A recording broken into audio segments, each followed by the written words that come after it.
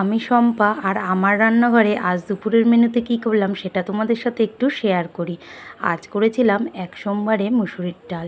সেটা একবারে কালো জিরে, শুকনো লঙ্কা আর পেঁয়াজ ভেজে আর ডালটাকে একটু ভাজা ভাজা করে একবারে জল দিয়ে ফুটিয়ে নিলেই তৈরি হয়ে গেল আমার এক সোমবারে মুসুরির ডাল। এটা কিন্তু খেতে খুব টেস্টি হয়।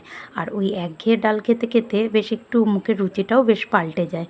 তো তারপরে করেছিলাম ভোলা মাছের ঝোল। সেটা করেছিলাম বেগুন আর আলু দিয়ে। তো চলো কীভাবে করলাম সেটাই তোমাদের সাথে শেয়ার করি।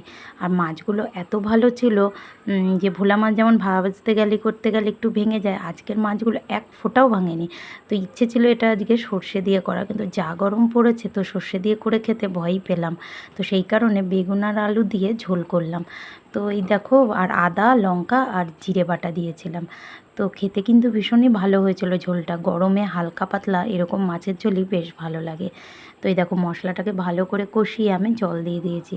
আর যখন ভালো করে ফুটে উঠেছিল তারপরে আমি একে একে মাছগুলোকে সব ছেড়ে দিয়েছিলাম। আর আমার একটা ভুল হয়েছিল আজকের এই মাছের ঝোল রান্নাতে, যে আলুটা বেগুনগুলোকে ভেজে আমি যদি তুলে রাখতাম তাহলে বোধহয় ঝোলের মধ্যে এতটা বেগুন গলে যেত না। সেই ভুলটাই আমি করে ফেলেছি। আলু আর বেগুন একসাথে ভেজে একসাথেই মশলা কষিয়েছি। কেমন লাগলো ভিডিও তোমরা কিন্তু জানিও। টাটা।